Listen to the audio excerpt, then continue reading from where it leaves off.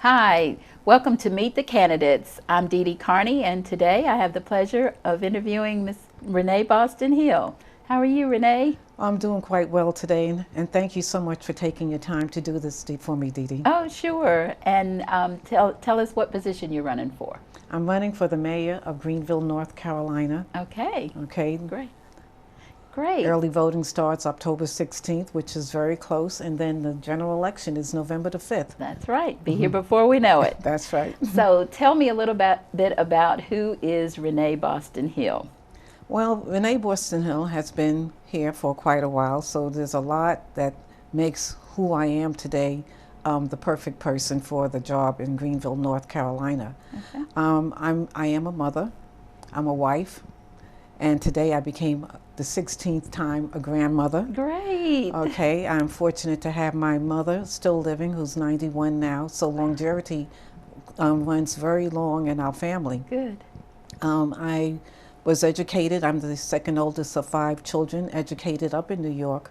I was born in Harlem, raised in Brooklyn, and about 12 years ago, or a little more than that, I came to North Carolina for the first time to visit my husband Calvin, his family, and he's originally from Martin County. Okay. So that's how we got to Greenville.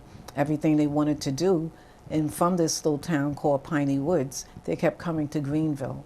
And when we finally got to Greenville, that's when I say, oh, well, I can't live in Piney Woods, but I could live in Greenville. Right. Okay. They have people here, they have lights, and we have a Right. college and a hospital. Right. And so we decided, well, maybe we will, because we were looking to leave New York. That was going to be a definite. Where we were still questioning. And coming to Greenville, we said we could do this. Okay, good, good. Well, I think Greenville's a good sized city, and yeah. we do have some wonderful resources here. So you made a great choice. Yes. Welcome. And you know what I first noticed about you all, because Greenville is just the right size that people still do notice when newcomers are in the area. And when I first met you and your husband or saw you all at an event, I was very impressed at how you just jumped in and went to work. You didn't just, come to town and sit back and look at TV every day and stay at home. I mean, you got engaged, I think, from day one almost. Oh, pretty much. We got involved with, as a matter of fact, it was a candidate who was running, and we didn't know anybody. And she asked if we would help her with her campaign. Okay. And so we said, okay, we didn't know, because whenever you see one, you see the other. Right. Calvin and we're always together. So we said this will give us something to do, Yeah. and it'll give us an opportunity to meet people. But I will like to say that what I did up in New York, okay, because when we came down, Calvin was retired, Okay. and I wasn't yet retired, and but I didn't work down here. But I do have over 30 years of experience in health administration. Oh. I worked in the hospitals, practically all the municipal hospitals up in New York, working my way to be a director of finance, a hospital controller.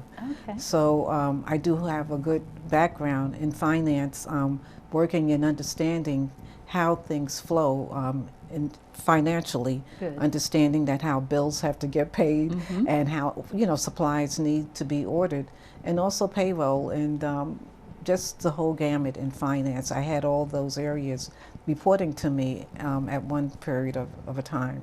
Good. Worked over 10 years in budget managing and making sure that the hospital had the resources it need in order to pay the bills and pay the staff. Okay, good. And it sounds like good experience with a big organization. Oh. So similar to like running a city, right? Yes. Yeah. So I guess that brings me to my next question is, what made you run for mayor? Well, there's there's a lot of things. Okay, I had wanted to run for a position before this time. Okay. And I made a choice not to go ahead in that position. And then something happened here that kind of like made me say that I'm always in complaint about things that are going on. And when you're in complaint, the best thing to do is to make a change, to get involved. And if you want to see a change, you have to be part of that change you want to see. So I felt a little there was a chant, there was something, a visit we had here in Greenville that kind of like disturbed me, particularly when somebody was saying, go back, or you're not welcome here, go back. And I remember in high school, I went to a high school that was in a neighborhood that didn't really welcome us children being bused in there. And that was the chant that they used to say to us. And it really resonated with me that, you know, like it was very hurtful hearing someone say, get out of my town, or you don't belong here. Right. And I was born here, Right. and I felt very much a part. So that offense brought that up to me. And I'm saying everyone should always be welcomed. And if they're here, they should be made to feel welcome. So that was one of the things that made me decide that we need to have some change here in Greenville. When I saw, and they did what they had to do. I guess if I was the mayor and the president was coming, I would be there. But when you see your local and the state legislators making chants like that, it's very offensive to me. And so I said, well, I can do better than this. Right, right. And it made me decide at the very last minute to jump in and to run for mayor. Okay, good. I think I probably almost know the answer to this, but as far as Greenville's growth and keeping up with it, what would you say? I mean, how fascinated or how much attention have you been paying to that? Well, I've been paying major attention because there were things that attracted me to Greenville when I made that big decision in my life to move away from my family and friends and to come down here, not knowing anyone in Greenville. Right. And there was a coziness. Everybody said hello, which is not done in New York. Nobody speaks. And so just the fact, the warmth that I felt. Okay. And I find, and that was another reason why I decided that I wanted to hold on to some of the things that brought me here to Greenville. I see that we're starting to lose those things as we grow. And I feel that people should always feel welcome. They should always feel a part of. And there's no matter how large Greenville gets, we should always be comfortable moving around. And I started not feeling that comfort anymore. Okay, okay. So tell me a little bit about your platform. Well, my platform, okay, to start off with, is that I've watched the industry grow. I've watched jobs and companies come in here to Greenville.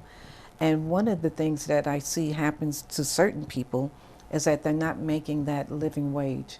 So I would like to encourage that when we invite new companies into here, that they are not just for profit, but they're also for paying people living wages, that they commit coming in. If we're going to give them business here, that they commit to us that they're going to change the quality of life for the residents that are here in Greenville.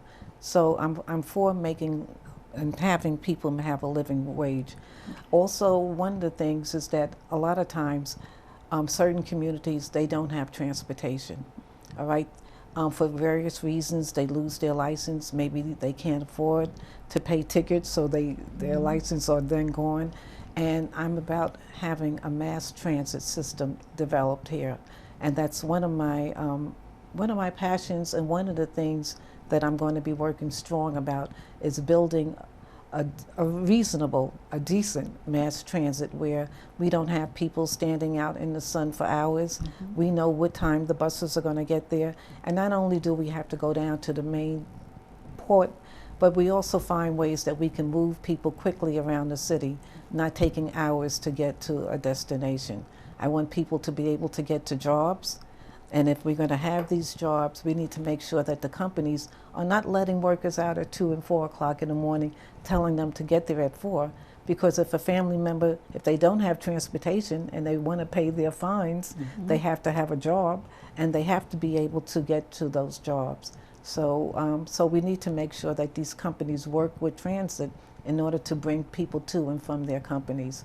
I really feel that all people want to work, but we have to do more to get them to have access to the jobs. True. Okay, great. Transparency, how important is that to you, and how would you incorporate that into your administration? Well, I would always have, as the mayor, when I'm the mayor, I will have all my meetings in a public forum. Okay. Okay, I would not have any little rooms where people go and meet, where they can discuss ordinances that can change the lives of people in Greenville, North Carolina. So transparency is that I let people know. One of the things that I feel that as Greenville is growing is that the mayor position should be a full-time position. And as a retired person that has nothing but time, I would devote myself to the city of Greenville because I have no special interest. I have no one pulling me in any kind of way. I'm an independent person working to serve the people, which is what I've been doing since I've been here for 12 years. Be an independent person and be a full-time mayor and have town hall meetings so that I'm connected and with my people. Okay. Any town hall meeting that I would have, I most definitely would make sure that all the council people were there, all right? And if I invite you into my home to come to a meeting like this, then I think it's important that I stay around to hear the concerns of the people. Great. Okay. Are you familiar with the Horizon Plan that the city has done? Yes, I was not on the board, okay, but I did go to a couple of those meetings. Okay. I saw the plans and the designs that they were doing, and I thought, I took time, I thought it was important for me as a person living here to see what the city, in the direction that it was going. So I am familiar with the Horizon Plan. Okay, and do you know how annexation fits in with that? I know that annexation is something, and I've even witnessed that also at a city council meeting. But annexation is when they take over or they add things to the plan. And it might not necessarily have been something that the city or the planners saw in part of their plan, but now new things have happened and new interests are taking hold, and this is how they decide to incorporate that as part of the plan. So I do know that with annexation, I was at a city council meeting, as a matter of fact, and I could not believe how many residents came out and spoke. And I could not believe, again, that they all said, and I believed some of the things that they were saying, why they felt it was important to put a hold on the annexation. And it was voted that they would move ahead. So it just lets you know where the interest lies. Right. Yeah. I think I remember that meeting. Yes. So tell me how you expect to improve the quality of living in Greenville. Well, one of the things is that how can we get companies and businesses to start to pay people a living wage? Okay. All right. Also, how do we get companies that are these developers that are making and building, how do we get them to feel that why not invest in low-income housing? That's part of the issues, that they feel that they are not going to get those big dollars as the same as when they build these big houses. But however, if people, and I'm a leader with a passion, that I have a feeling for people, that if we can just get some developers in here who feel for people and understand that everybody wants to have decent housing, then we can get some people to invest in low-income housing. I believe that all these developers, that if they mixed the property, where they mixed it with some low-income, middle-income, and high-income, the land is large enough that it wouldn't hurt to do low-income and mix it with some higher income of those multi-million-dollar homes. I'm sure in the 12 years that you've been here, you've noticed the prices are steadily going up, especially rentals in this area. It's getting to be quite an issue, I would say. So I'm glad you have a passion for affordable housing. So what are your plans on day one? Well, day one, I'm really very serious about the transit. Okay. I have a passion for that. I do know that we have transit, we have a bus system, and we have the university, which has been growing by leaps and bounds. They have a system. I will say that the only way I could get to college in New York is if I rode the trains with people, with the people in the community. And if I rode the buses, then we all got along and we were all able to mix the transit and people were able to move around.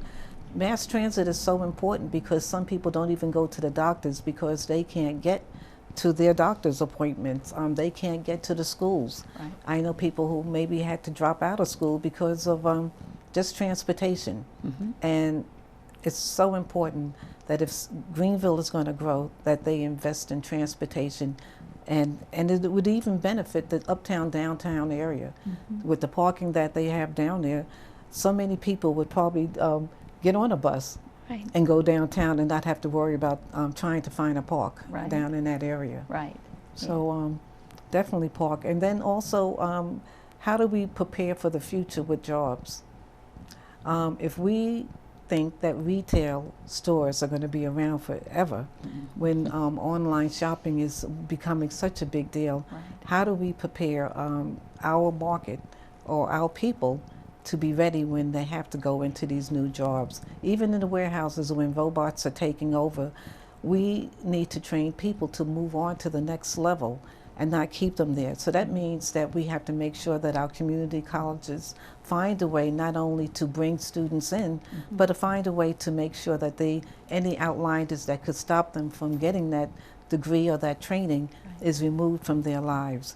Right. So we need to start thinking more green. Mm-hmm. All right, we Great. need to make sure that we have jobs, green jobs that are going to be futuristic for us, that we start to plan to get clean air, Mm-hmm. that we want to make sure that our waters stay clean, and that we have a healthy environment, not only for myself, but for my grandchildren That's and my right. children that we'll be leaving behind one day. Sure. So we need to work on green jobs. We need to make sure that our universities stay abreast to what they can do to this community Mm-hmm. to be able to meet the needs for the future. Okay, good. So campaign-wise, how are things going? Well, I would say things are going great. I Good. mean, And it's a lonely world out there. That's what I can say. well, could you use some more help? Do we want to ask people to Well- get in touch with you if you need volunteers to help work the polls? Or Well, I definitely need people to help us with the polls, okay? I definitely need people with helping with canvassing, Mhm. putting out signs. We're getting our signs out there. And I can only say I have to give, if I did not have a Calvin Boston Hill, let me just say that. Right. If I didn't have my sidekick, I don't know where I would be. Right. But we're a team, and Yes. we're supporting each other. And he's definitely has my back and supporting me with this. But to get people and other people to help us, it would be fabulous. We're doing, but we're going to might be taking a break. But we're trying to work through this. We are going to be doing. We have been doing, as a matter of fact, phone banking every Thursday at the Gold Post Cafe. Okay. Last night we made over 600 calls. Wow. And every week we're making 500 and more calls, and we really made a record. So we're getting my name out there. People are saying they want signs. We are getting people to say maybe that they might have voted a certain way. Number one, they're listening to us on the phone, Mm-hmm. and they're liking what we say. They're liking my platform, Mm-hmm. and they're standing behind me. So I can't ask for any more than that. I will be having a fundraiser. I hope I can say that. But if anybody knows James Brown and friends, Mm-hmm. come October 25th, I'll be having a fundraiser at the Gold Post Cafe. Oh, good. Okay, and I'm looking forward to that, because that will get us over that last hump Right. to be able to get to the end, to Okay. November 5th, where Okay. I'm the mayor of Greenville. All right. All right.